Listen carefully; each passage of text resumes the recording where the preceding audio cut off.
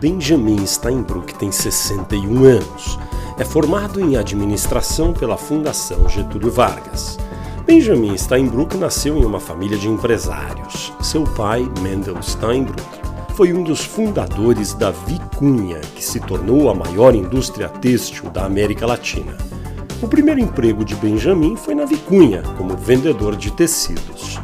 Na década de 90, o grupo Vicunha se viu ameaçado pela abertura do mercado têxtil à concorrência internacional e decidiu diversificar suas operações. Em nome do grupo, Benjamin comprou parcelas da Companhia Siderúrgica Nacional, a CSN, em 1993 e da Companhia Vale do Rio Doce, em 1997. Ambas as empresas haviam sido fundadas por Getúlio Vargas durante o Estado Novo. Em 2002, Benjamin Steinbrück vendeu a participação do grupo Vicunha na Vale. Sua família usou os recursos para assumir o controle total da CSN. Benjamin Steinbrück é hoje diretor-presidente da CSN e do grupo Vicunha. Em junho de 2014, assumiu interinamente a presidência da Fiesp, a Federação de Indústrias do Estado de São Paulo, no lugar de Paulo Scaff, que pediu licença do cargo para disputar o governo do Estado de São Paulo. Olá, bem-vindo a mais um Poder e Política. Este programa é uma realização do jornal Folha de São Paulo e do portal UOL. A gravação desta edição do Poder e Política é realizada no estúdio do UOL em São Paulo. O entrevistado desta edição do Poder e Política é Benjamin Steinbrück, presidente da Fiesp, diretor-presidente da CSN do grupo Vicunha. Olá, como vai? Tudo bem? Tudo bem, você, Fernando? Tudo bom? Muito bem. Quais deveriam ser as prioridades do governo que toma posse em janeiro de 2015? Eu acho que talvez a maior é restabelecer a confiança para que o Brasil possa ter tranquilidade para seguir no rumo de crescimento e da melhoria de vida dos brasileiros. Então, eu acho que isso daí seria a coisa mais importante para qualquer dos candidatos que assuma o país a partir do ano que vem. Como é que faz isso? Eu acho que tem que fazer aquilo que do fácil para o difícil, né? Quer dizer, muitas das coisas que precisam ser feitas são as coisas conhecidas, que já vêm sendo discutidas há bastante tempo. Então, cite duas ou três mais relevantes. Do ponto de vista de economia, por exemplo, eu acho que a questão de moeda, do valor da moeda, dos juros e da carga fiscal, vamos dizer assim, são três das coisas que teriam que ser encaradas de imediato. O senhor disse num discurso recente que só louco investe no Brasil. Daí o ministro da Fazenda, Guido Mantega, veio aqui ao programa e disse que o senhor estaria, ao dizer isso, redondamente equivocado, na palavra dele. Na interpretação do ministro Guido Mantega, o senhor está preocupado porque o setor de aço, onde a CSN atua, está em crise no mundo inteiro e a sua visão é crítica sobre o estado da economia porque o senhor olha com os olhos do ramo da siderurgia. É isso mesmo? Não, na verdade nós estamos na mineração, na siderurgia, na energia, na ferrovia e nos portos. Então, basicamente, e com esses setores nós temos uma visão muito ampla da economia. Então, nós, através das siderurgias, atingimos o setor automobilístico, o setor de linha branca, o setor de imóveis, distribuição, construção civil. Então, eu diria que, através dos setores que nós estamos bem infiltrados na economia como um todo. Mas quando o ministro diz que o senhor está redondamente equivocado ao dizer que só louco investe no Brasil, quem que está equivocado, ele ou o senhor? Não, eu acho que a questão do só louco investe no Brasil foi dita em função dos altos custos do Brasil. Então, quando você compara um investimento novo, Greenfield, no Brasil com qualquer outro lugar do mundo, ele é pelo menos 2 vezes mais caro do que em qualquer outro lugar do mundo. E as complicações para que se realize esse investimento, a burocracia, a demora, é muito, muito maior do que em qualquer outro lugar do mundo. É claro que o Brasil, a gente tem que olhar a médio e longo prazo. E isso o que nos encoraja inclusive a nós do Grupo CSN investiu o que estamos investindo. Mas a realidade é matemática. Então, se você compara o investimento hoje no Brasil com qualquer país do mundo, você vai ver que o Brasil certamente é o dobro ou o triplo. E se você tem racionalidade para optar pelo investimento, certamente você vai fazer onde você tem uma possibilidade de retorno maior. Mas deixa eu repetir. Quando ele diz que o senhor está redondamente equivocado, o que o senhor acha que ele quer dizer, então? Eu acho que ele quer dizer que as coisas estão boas em termos de condições para investimento no Brasil, que é justamente aquilo que a gente não acha, né? E se você for ver o potencial de investimento que poderia ser direcionado para o Brasil se as condições fossem boas, certamente são muito maiores do que o que está ocorrendo hoje, né? O ministro Guido Mantega é uma pessoa bem informada, é ministro da Fazenda da 7ª economia do mundo. Se ele tem à disposição todas essas informações, por que ele insiste nessa posição, então, de dizer que o senhor está equivocado? Eu não sei, eu acho que o Guido é super esclarecido, não tenho a menor dúvida disso, e eu sei que ele sabe a realidade das coisas. Então, aqui no Brasil, às vezes, a gente acha que está oferecendo condições diferenciadas e, na verdade, a gente está fazendo muito menos do que, eventualmente, teria qualquer investidor fora do Brasil. Então, vou te dar um exemplo que aconteceu com a gente agora recente. Nos Estados Unidos, por exemplo, se você vai fazer um investimento novo, o governo estadual negocia contigo dinheiro em função do número de empregos que você cria. Não é juros baixos, não é condições diferenciadas de BNDES, carência, nada disso. O governo te dá dinheiro em troca do número de empregos. Mais do que isso, te dá toda a infraestrutura que você necessita e ainda a total não burocracia com relação a todos os itens relativos ao investimento. E o empreendedor lá é tratado de bandeja, quer dizer, é muito, muito bem-vindo.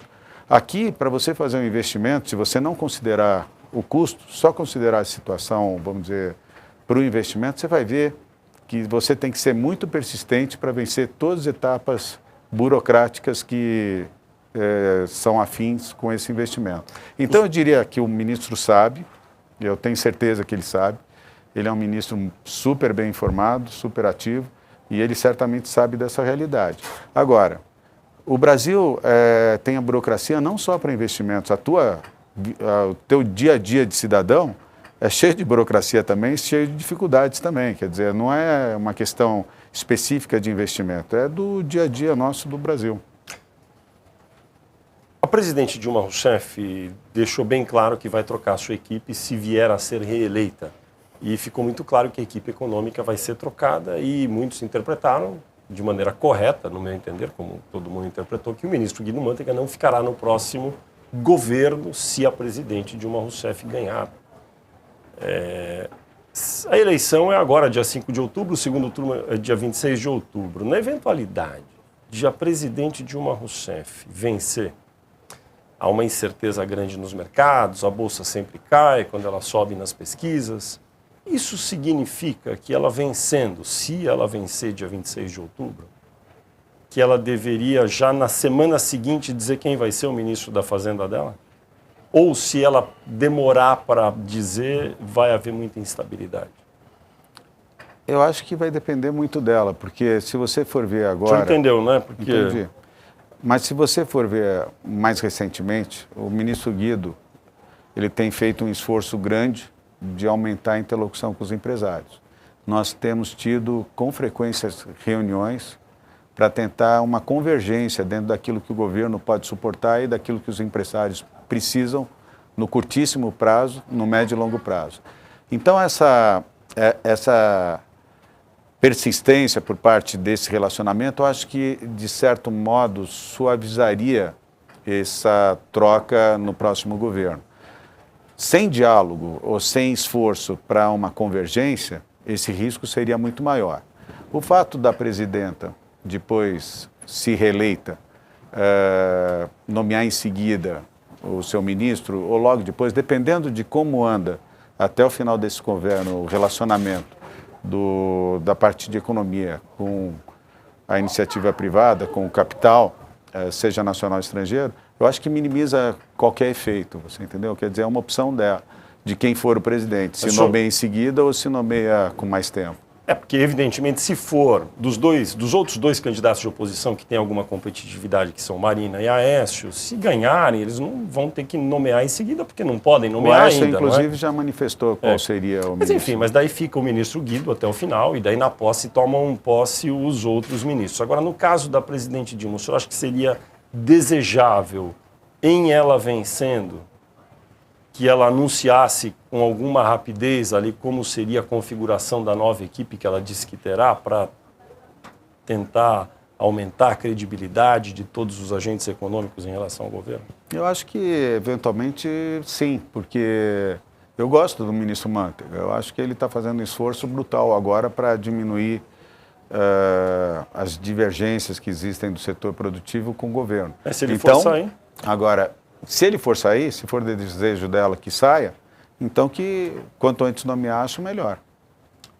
Assim, vamos supor, terminou a eleição, 26 de outubro, no começo de novembro, ter uma clareza ali sobre qual seria a equipe econômica seria desejável? Mesmo para ter uma transição tranquila, porque daí já segue jogando, né? Se for o caso.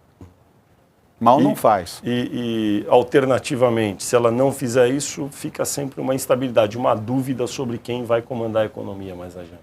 Em caso de continuidade do governo, acho que quanto antes tiverem as coisas claras, melhor. Só ajuda todo mundo, eu acho.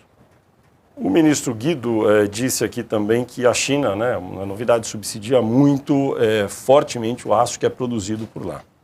Como produtor brasileiro, como é possível o seu setor fazer frente a isso? Competição da China. Não é só o aço que a China subsidia, ela subsidia tudo. Quer dizer, ninguém faz frente à China. Então a gente tem que tomar muito cuidado, porque uma China agressiva, ela não respeita ninguém. E a gente tem que estar preparado para isso, porque eventualmente, em algum momento, a China pode ser agressiva, defendendo seus interesses, defendendo seus empregos. O que significa agressiva? Ela exportar mais forte, ela voltar mais força para a exportação. Ela está priorizando a questão do mercado interno, né? Ela está querendo agregar valor, está querendo desenvolver a economia interna. E te diria que ela está exportando hoje, vamos dizer, o excesso. Agora, se eventualmente ela tiver como prioridade a exportação, eu não vejo quem possa concorrer com ela nesse momento. Quais são os principais mercados hoje da CSN? Em termos de aço era Brasil, né? Basicamente mercado interno que a gente estava trabalhando. E em termos de minério, por exemplo, seria a Ásia, basicamente a China. Japão, Coreia, né? Mas basicamente a Ásia.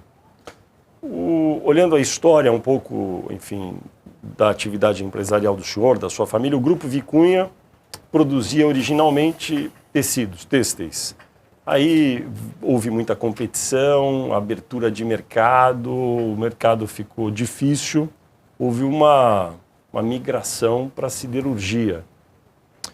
20 anos depois dessa história, hoje o senhor cogita, pensando nas dificuldades do aço, da siderurgia, em algum outro mercado prospectivo também?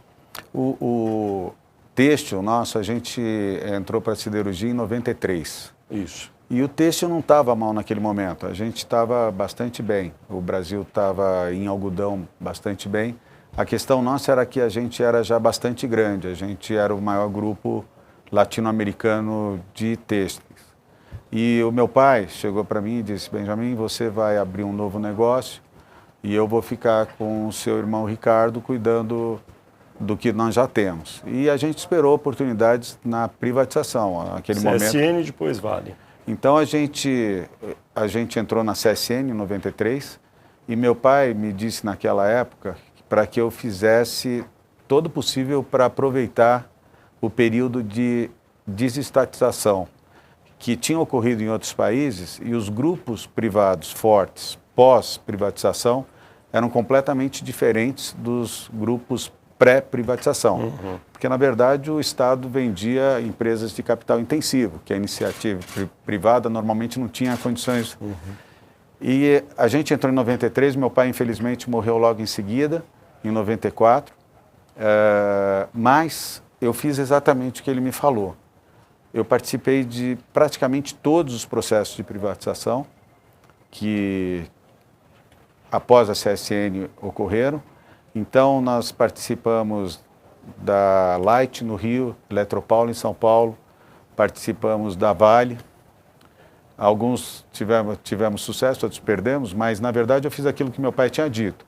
E, realmente, a gente construiu um grupo importante e que, por uma questão de cruzamento entre as empresas, a Vale tinha participação na CSN, a CSN tinha participação na Vale.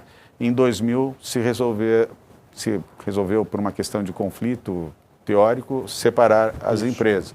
E daí nós optamos pela CSN e os bancos e os fundos de pensão ficaram com a Vale. E a história foi essa. Agora, o senhor mencionou que... Aí você perguntou da siderurgia. Em 93 o têxtil não estava realmente caindo pelas tabelas, ainda era uma situação boa. Mas, enfim, nos anos seguintes a coisa foi se complicando. No caso da siderurgia, do aço, a situação hoje realmente também não é ruim. Mas olhando prospectivamente, que outro ramo da economia, o setor da economia, poderia ser um alvo para o grupo do qual o senhor faz parte entrar ou prospectar negócios? Eu te diria que a siderurgia não está ruim. Eu acho que a gente tem um mercado enorme no Brasil, a gente tem tudo por fazer. Por quantos anos? Por muitos anos, Fernando. Se você for pensar o que a gente precisa fazer de infraestrutura, e se você for pensar o que é o consumo de 200 milhões de pessoas, você vai ver que é um mundo para a gente percorrer. Então eu sou muito otimista. Mas daí não vai ter o excedente da Ásia, da China, que vai entrar aqui e canibalizar o mercado? Certamente vai ter, mas você vai ter que estar preparado para competir. E você tem que ser bom nesse momento. Quer dizer, se a gente tiver condições iguais, eu te garanto que muitos setores do Brasil são competitivos e tem boas empresas e bons empresários.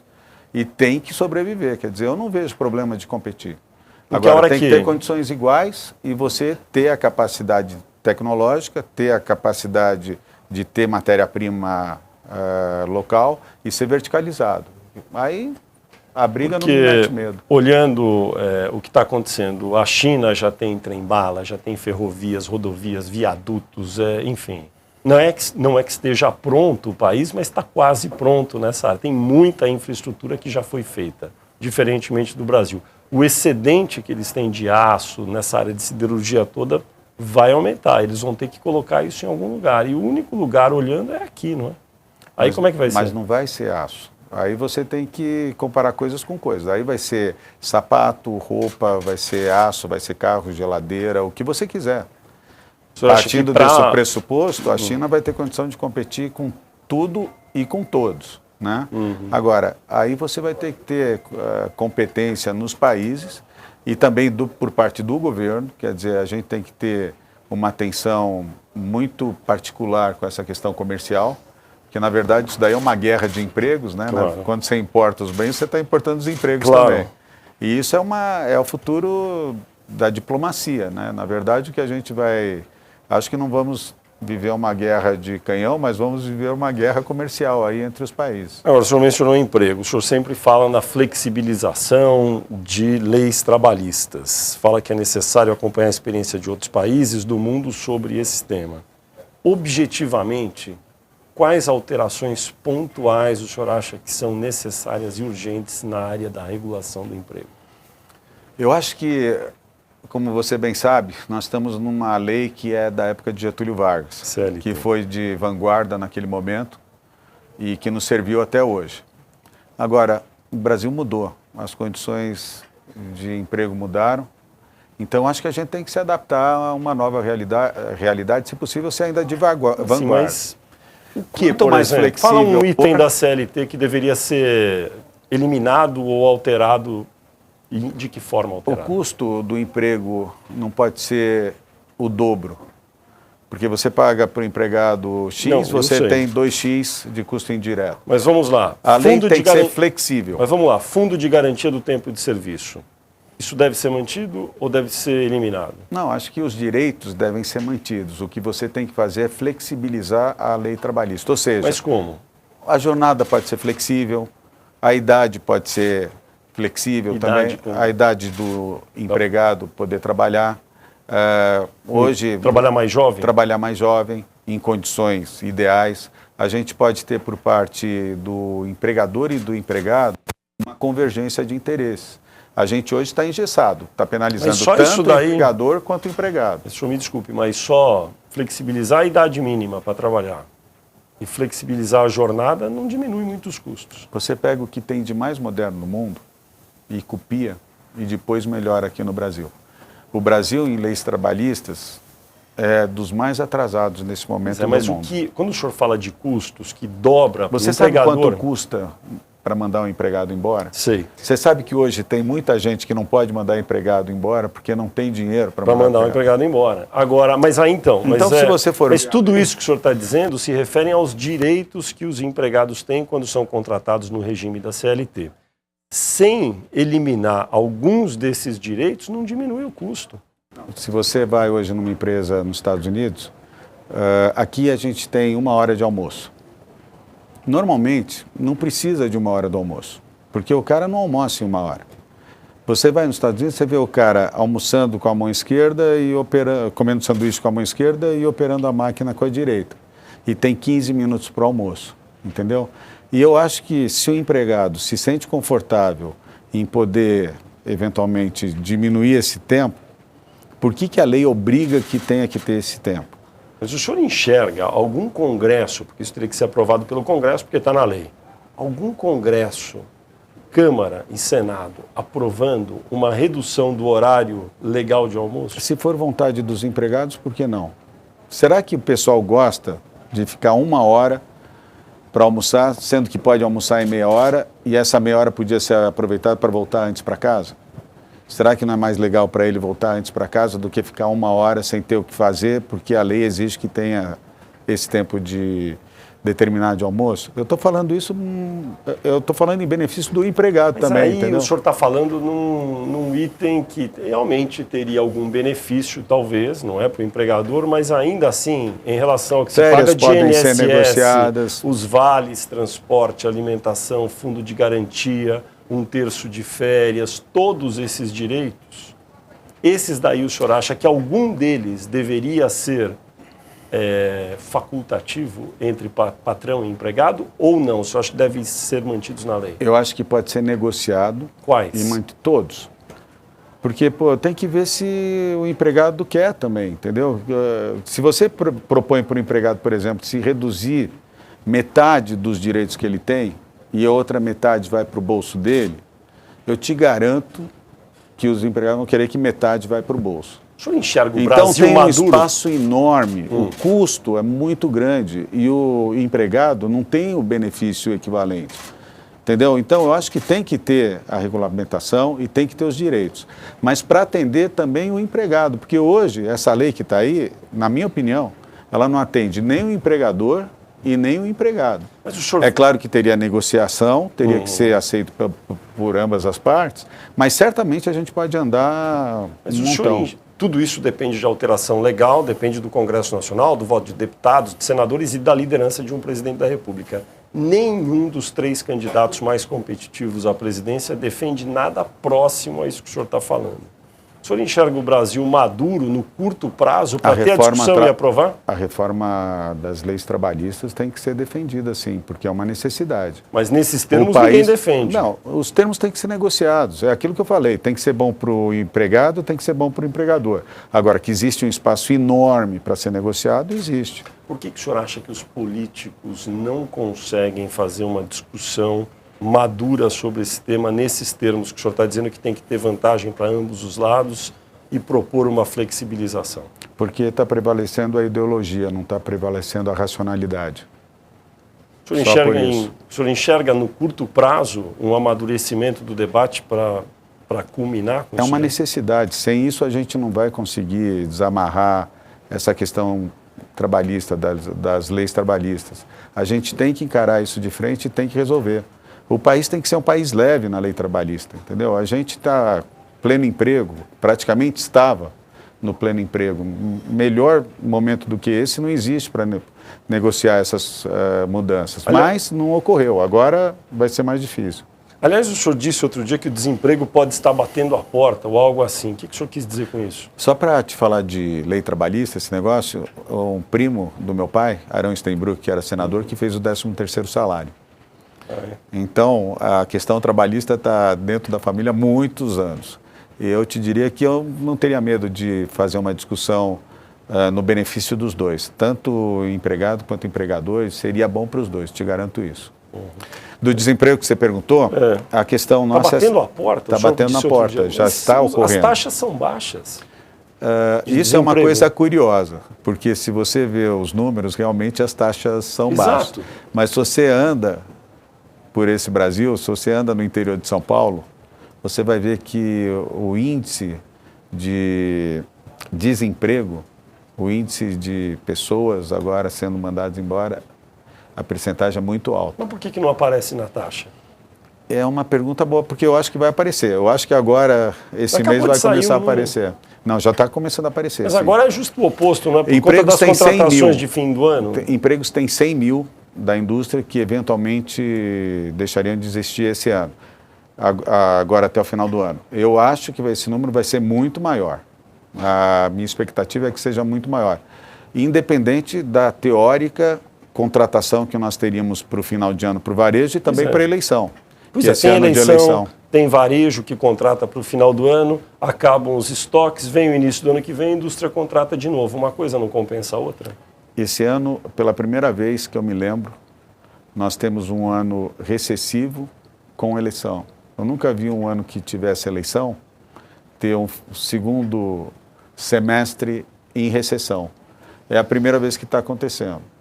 Então, realmente, alguma coisa diferente tem aí, porque eu te garanto que o desemprego está crescente.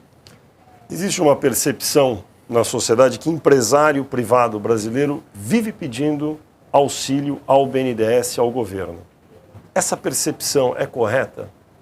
Não, essa percepção é errada, porque, na verdade, aquilo que ela existe, então?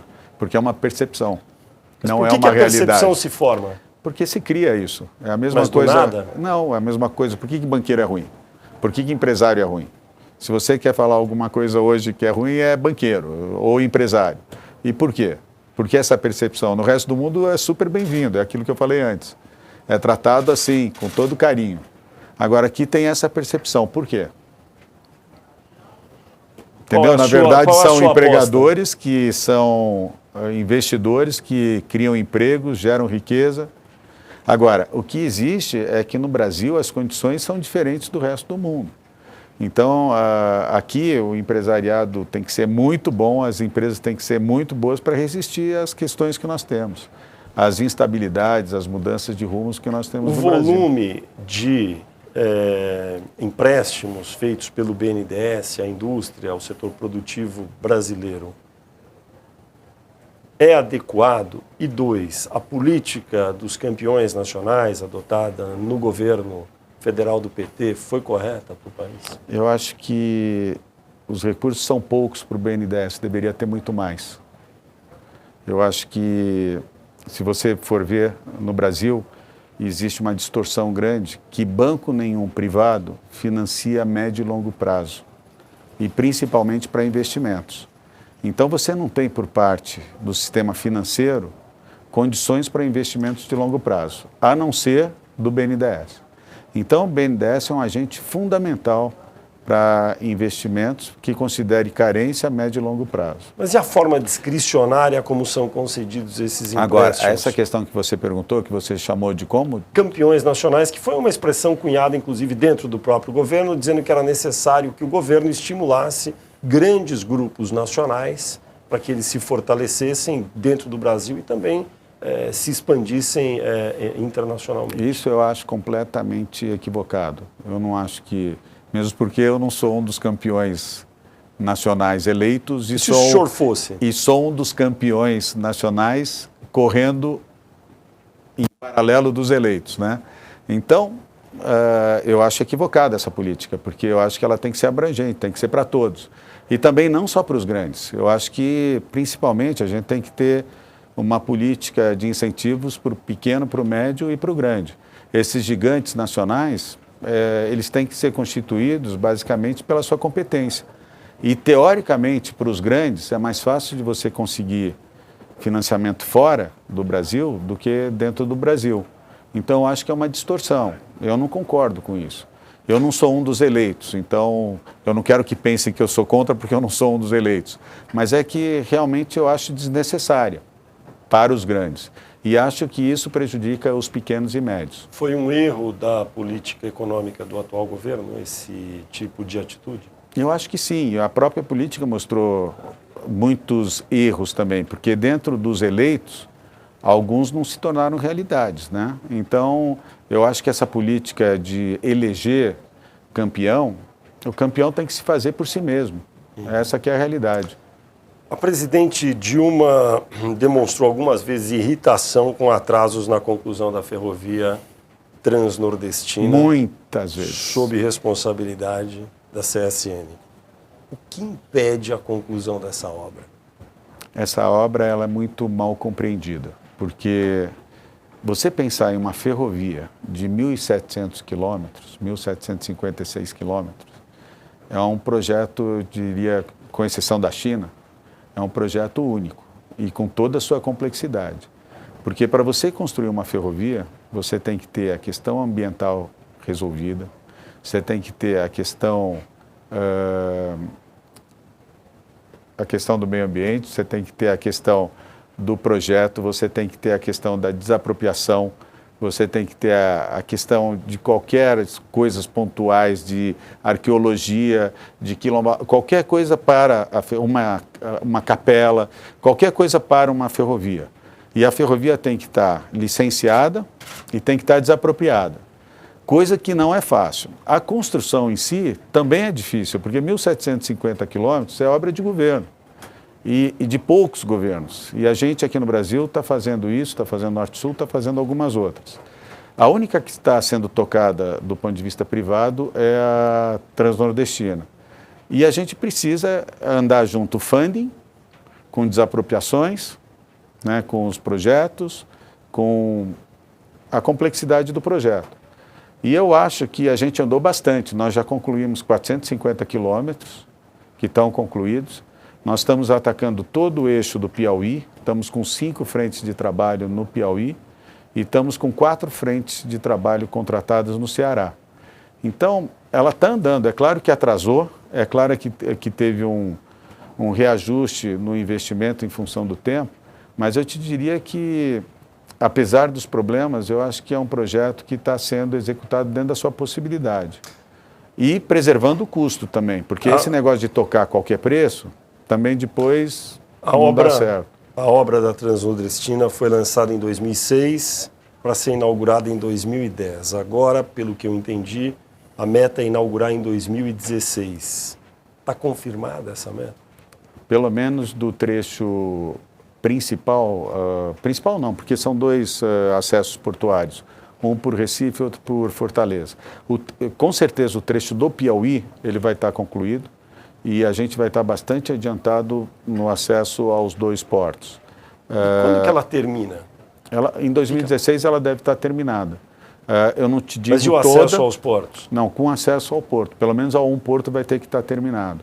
E o outro vai estar prestes também a terminar. Eu acho que a gente pode contar como operacional em 2016, saindo da sua origem e chegando a um porto. 2016, dezembro? Eu não sei exatamente quanto que é, mas é por aí. De 0 a 10, que nota o senhor dá? Agora, eu vou te dizer uma coisa. Você conseguir as licenças ambientais, as desapropriações, para o projeto inicial, que não tinha projeto executivo, era impossível. Quer dizer, a gente às vezes também quer acreditar no impossível, né? Porque dentro da complexidade e da falta de tudo, até que a gente está andando bem. De 0 a 10... Não é o que o presidente gostaria, eu sei. Mas eu posso te dizer uma coisa, eu estou participando ativamente desse projeto e eu estou confiante que a gente vai cumprir os prazos. Então vamos lá, de 0 a 10, que nota o senhor dá para o governo da presidente Dilma Rousseff na área de política industrial? De 0 a 10? Eu acho que, sei lá, uns Difícil de você quantificar assim, né? Mas, sei lá, uns 6. E do ex-presidente Lula? Com relação à política industrial, talvez um pouquinho mais, 7. Em termos gerais, de maneira ampla, o governo Dilma foi inferior, menos eficaz que o governo do ex-presidente Lula? Você está falando em termos de política industrial? É na área econômica em geral. Porque com a mesma política, pelo timing dos dois governos, o governo Dilma seria prejudicado pelas dificuldades que nós temos lá fora, né? Quer dizer, o governo Dilma pegou um período de crise que o governo Lula não pegou. Fazendo essa abstração aí, na forma de atuar. O governo do presidente Lula era um pouco mais aberto, o da presidente Dilma é um pouco mais fechado. A política, eu acho que está até muito parecida do ponto de vista industrial, né? Estamos falando de política industrial. Não teve nem grandes evoluções, nem grandes retrocessos. Quer dizer, a política é mais ou menos a mesma. Agora, a facilidade de aplicação da política, eu acho que era mais fácil no governo Lula. Agora a gente está no meio de uma campanha política para a eleição de presidente, governador, congresso, e a campanha da presidente Dilma Rousseff na televisão tem feito o que alguns chamam de narrativa do medo, satanizando alguns setores da sociedade, como bancos, empresários, e falando que há uma situação em que, se houver, por exemplo, autonomia do Banco Central, vai faltar comida na mesa do trabalhador, que se ganhar a candidata Marina Silva, haverá menos investimentos no pré-sal, portanto, menos dinheiro para a educação, e dando isso como um fato consumado. O senhor acha que essa narrativa é correta? Olha, eu não gosto dessa questão de medo, entendeu? Eu acho que a gente não tem que ter medo. Então, eu não acho que a gente tem que cultuar essa questão do medo. Eu acho que teria que ser propositiva as campanhas. Porque falar que um vai fazer e vai pôr medo, eu não acho que seja produtiva essa maneira de fazer política. Mas, na verdade, está acontecendo um pouco e eu não gosto, né? Mas aí ela está sendo efetiva, vamos dizer assim, se você for ver o resultado das pesquisas. É uma coisa engraçada, porque está todo mundo certo. Então, a política do PT fez com que a presidenta Dilma crescesse 2 pontos. A Dilma, dentro dessa atitude, ela se fortaleceu de 36 para 38. O Aécio, que estava com 15, dentro da mesma política de bater no PSB, foi para 19. E a Marina, que tinha 31, tinha caído para 30, foi 29. Sendo pressionada pelos 2 partidos, em termos de tempo 12 minutos mais 6 minutos contra 2 minutos, e resistiu também. Então deu certo para a presidente Dilma, deu certo para o Aécio e deu certo para a Marina, que resistiu. É uma coisa engraçada, a gente está vivendo uma situação assim meio diferente.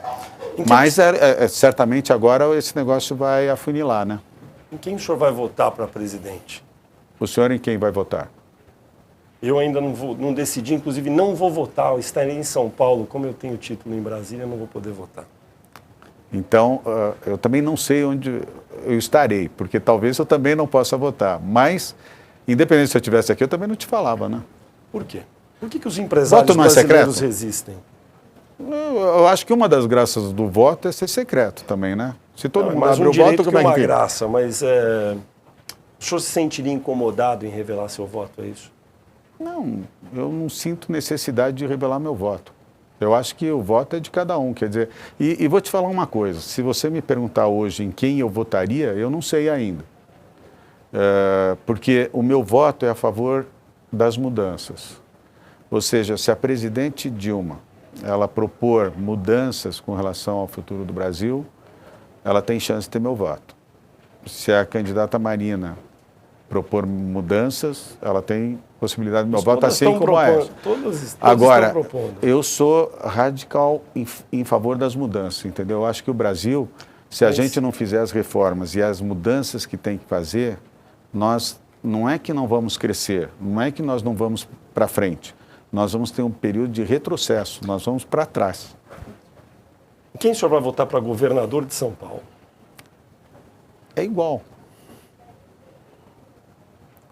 Eu não sei o porquê do seu interesse no meu voto. Não, porque o seu voto é importante. Veja, meu voto democracia, o senhor citou várias vezes o exemplo dos Agora, Estados Unidos. no caso de São Paulo, particularmente, pela proximidade que eu tenho com o candidato Paulo Scaff e pelo fato de ser empresário, meu presidente, eu sou o vice-presidente dele, eu teria que ter uma infidelidade muito grande de não votar nele. O senhor vai votar Mas em Paulo tem Scaff. essa particularidade pela situação que eu estou vivendo, né? Então, certamente eu vou votar no Paulo.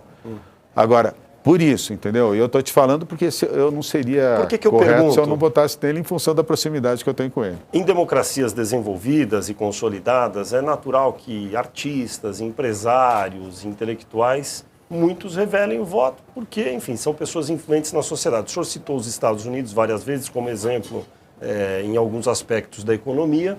E lá nos Estados Unidos é muito comum empresários que têm sob o comando empresas como a do senhor revelarem o voto. Por isso que eu perguntei para o senhor.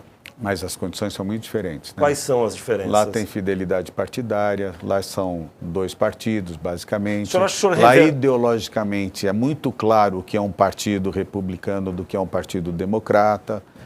Então, é diferente as condições. Hoje, o senhor acha que se o senhor revela o voto no Brasil, um empresário como o senhor revela o voto no Brasil, pode sofrer perseguição de algum grupo político quando fala em público? Não, com certeza. Pode? Certeza, pode. De que ordem?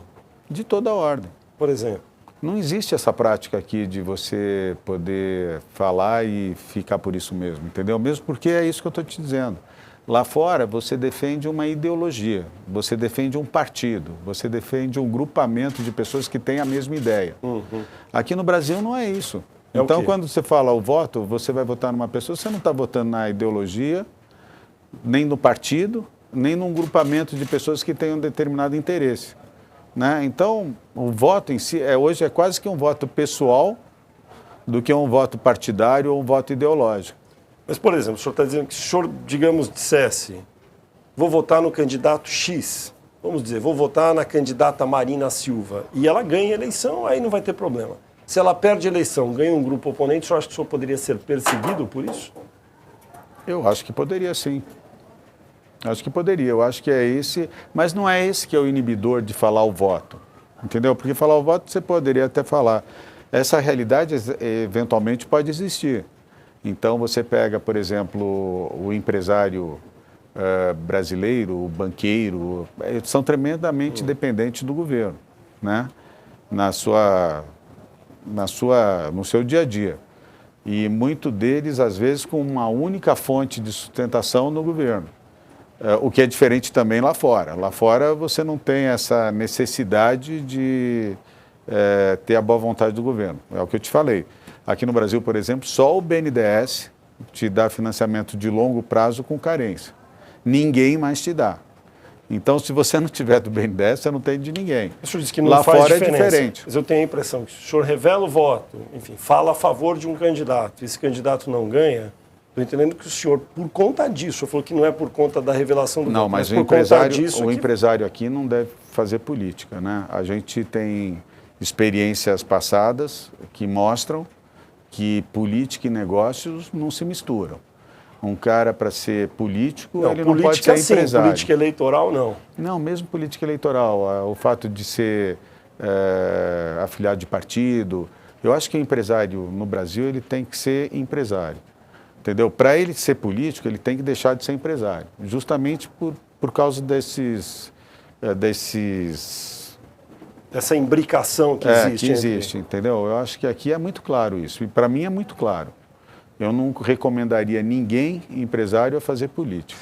Assim como eu acho que político fazer, né, a empresa também, ser empresário, também não acho que dá muito certo. Quer dizer, eu acho que aqui é bem definido as coisas. Deixa eu perguntar o seu juízo sobre os 3 principais, ou candidatos mais competitivos hoje à presidência da República.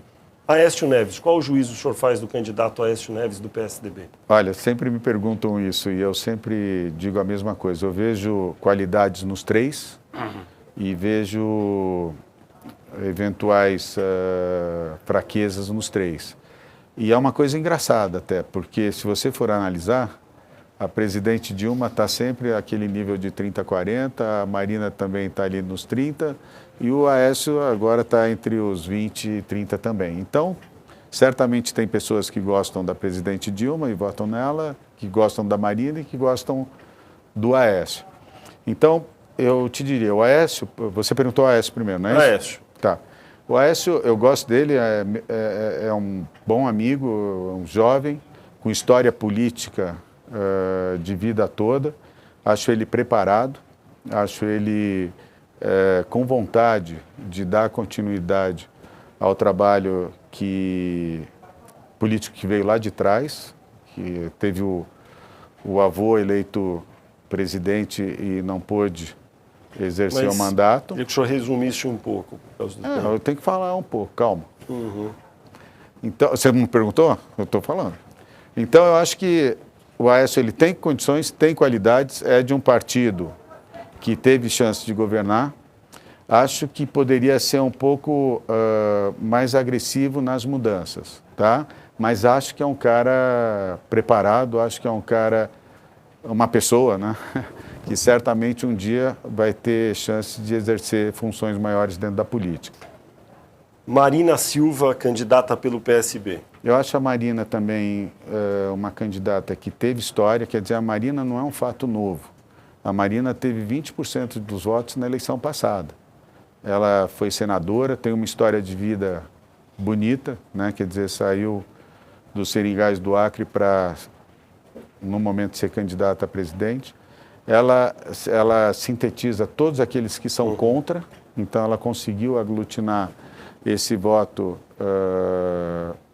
que é o voto contra as condições que existem e que foi manifestado nos movimentos de rua tempos atrás. E então é uma coisa consistente, é uma coisa que está lançada e eu vejo ela como uma pessoa que evoluiu também, quer dizer, a gente tem nas pessoas... É um risco a candidatura dela para o Brasil pelo fato de ela ter um grupo político tradicional pequeno para sustentá-la e possivelmente um grupo pequeno institucional dentro do Congresso se vier a ser eleito? Eu não acho que é um risco. Eu não acho a Marina um risco porque depois de ganhar a eleição, se você tem bom senso, você consegue aglutinar todas as forças do Congresso. Então, a hora que você está eleito, esse risco não existe, a não ser que você não tenha racionalidade e bom senso. No caso, eu acho que ela tem, porque senão também não estaria onde ela está. Então, eu não vejo esse risco. Em resumo, como o senhor já disse, o senhor considera que ela seria também uma boa opção? Eu acho que não só o candidato Aécio é uma boa opção, como a Marina é uma boa opção, assim como a Dilma, para alguns, também é boa opção. Para o senhor é? Eu acho que se houverem reformas, se houver evolução, eu acho que sim. Eu acho que a presidente Mas falta uma Dilma... semana para a eleição. O senhor acha que ela já poderia ter convencido o senhor de que vai fazer mudanças? Eu acho que isso daí tem que ser, para quem está no governo, isso daí tem que ser um processo de evolução. Eu acho que a presidente Dilma fez muitas coisas boas no governo. Eu acho que o Brasil de hoje é muito melhor do que de 10 anos atrás, e o de 10 anos atrás muito melhor do que de 10 anos atrás. Então a gente está numa evolução. Não é que está tudo errado, não é que está tudo... Eu acho que dentro de algumas coisas ideológicas, a gente tem que tentar ter uma convergência. Ou seja, para ser eleito hoje, você vê que nenhum dos três, dentro das propostas que estão na mesa, conseguem ser eleitos sozinhos, né? Senão a presidente Dilma ganharia no primeiro turno, ou a Marina ganharia no primeiro turno, ou a Aécio ganharia no primeiro turno. Então, os três têm que evoluírem e conquistarem aquilo que não tem. Quem evoluir e conquistar o que não tem é quem vai ser eleito. Então, isso que eu estou falando vale para os três. Mas falta uma semana para a eleição, para o primeiro turno, no dia 5 de outubro. Quem até agora dos três, de acordo com essa sua descrição, vocaliza mais as mudanças que o senhor diz serem necessárias? As mudanças que eu digo serem necessárias relativas à questão de economia, à questão de investimento, à questão de diminuição do tamanho do Estado da economia e abertura para a iniciativa privada, seja nacional ou internacional, na verdade não foram postas na mesa por nenhum dos três. Talvez um pouquinho mais pelo candidato Aécio, que é uma linha do PSDB. Então, dentro do que é o meu setor específico, isso, na verdade, não foi posto na mesa. Mas isso não ganha eleição, porque nós somos uma minoria, tá certo? E isso pode ser negociado a qualquer tempo. Agora, eu acho que é importante, do ponto de vista do futuro, que a gente tenha claro, porque é aquilo que eu falei antes. Eu acho que o risco do Brasil não é só de não crescer. O risco do Brasil é voltar para trás. Então, por isso que eu acho que é necessária a discussão. Se a presidente Dilma mantiver a mesma política que manteve até agora, o Brasil anda para trás? E ela não está mantendo a mesma política. Tanto é que o ministro Manteiga está fazendo um esforço grande de convergência com os empresários. Tem tido resultados? Tem tido resultados. Tanto é que nós estamos fazendo reunião atrás de reunião, nós estamos evoluindo nesse processo. E eu acho que está tendo resultado, tanto para o governo quanto para os empresários. As suas declarações recentes a respeito da eleição levaram alguns a interpretar em Brasília que o senhor teria marinado, feito declarações sucessivas que davam a entender que o senhor votaria em Marina Silva. Criou um mal-estar dentro do governo. O senhor se sentiu em algum momento incomodado por declarações de alguém do governo que possa ter ligado para o senhor ou conversado? Eu não vejo nada demais na declaração que eu dei. Eu dou aqui ela outra vez. O que eu disse é que a Marina é uma boa opção para o Brasil. E eu digo para você que a Marina é uma boa opção para o Brasil. Não vejo problema nisso. Agora, acho que também o Aécio é uma boa opção para o Brasil. Conforme eu te disse.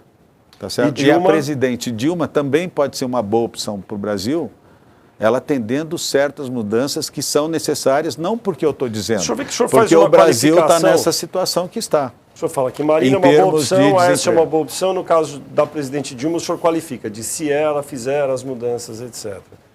Isso me leva, por analogia, a interpretar assim, bom, então Marina e Aécio são opções melhores, porque o senhor diz, é uma boa opção, outra é uma boa opção e Dilma é uma boa opção se fizer as mudanças. Porque etc. Eu já te falei também, os dois outros candidatos, tanto a Marina quanto o Aécio, do ponto de vista daquilo que me diz respeito direto, não tem um posicionamento claro com aquilo que a gente está discutindo com o governo Dilma.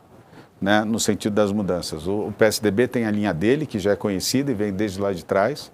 A Marina, a gente ainda não sabe exatamente qual vai ser a linha dela em termos de econômicos, vamos dizer assim. A gente tem um programa, mas não tem a pessoa, não tem a equipe, não tem a ideia ainda. E na presidente Dilma, a gente sabe aquilo que deu certo e aquilo que não deu tão certo. É de conhecimento de todos. Agora, se você for ver, a presidente Dilma tem 38% de apoio, a Marina tem 29% e o Aécio tem 20%. Então, tem gente que vê certeza nos três. No caso específico, do ponto de vista do empresariado privado, a gente vê, em função da experiência recente, mudanças que devem ser feitas. E é isso que nós estamos negociando com o governo. Então, quando eu falo das mudanças, é só nesse aspecto que me diz respeito direto que está sendo negociado com o governo. E que está tendo uma boa vontade, porque você fala, falta uma semana, tudo bem, falta uma semana, mas a gente está discutindo toda semana para ver se a gente consegue um consenso. O senhor pode dilmar ainda, então?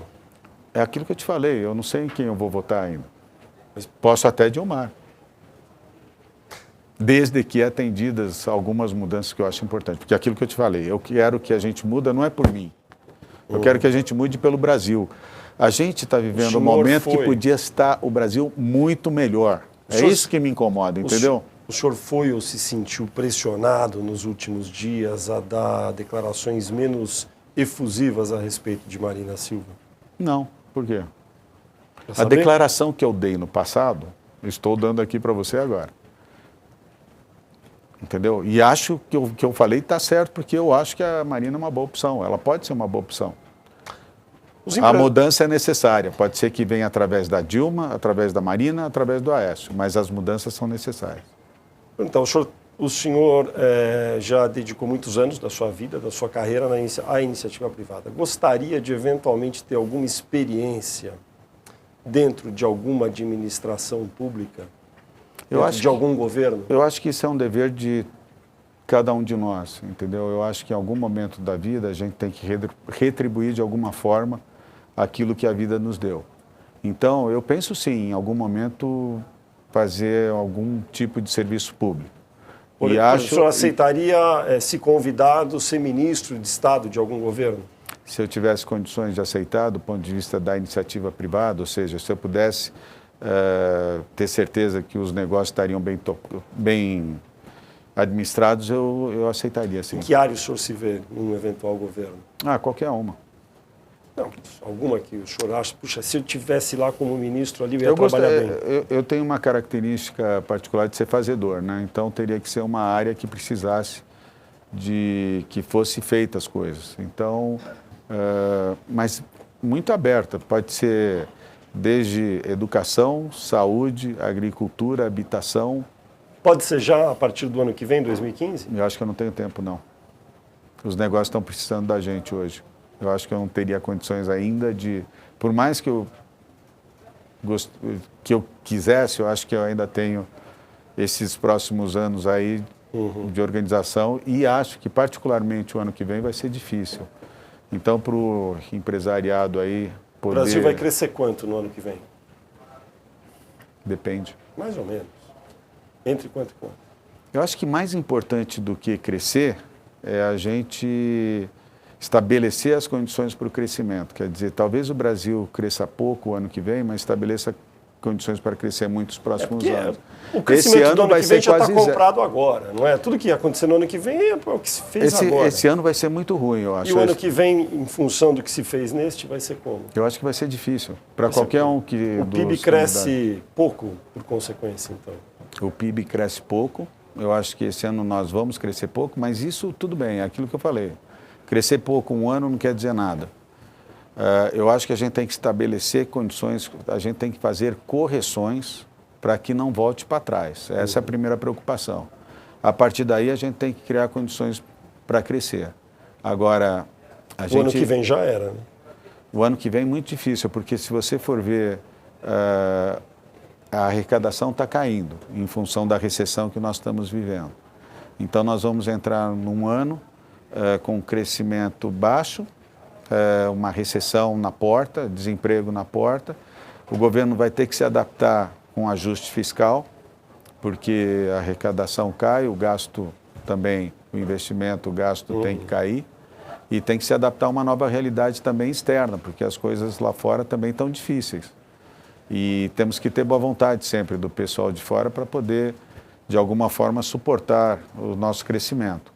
Então, é um ano que vai ser muito difícil, independente de quem ganhe.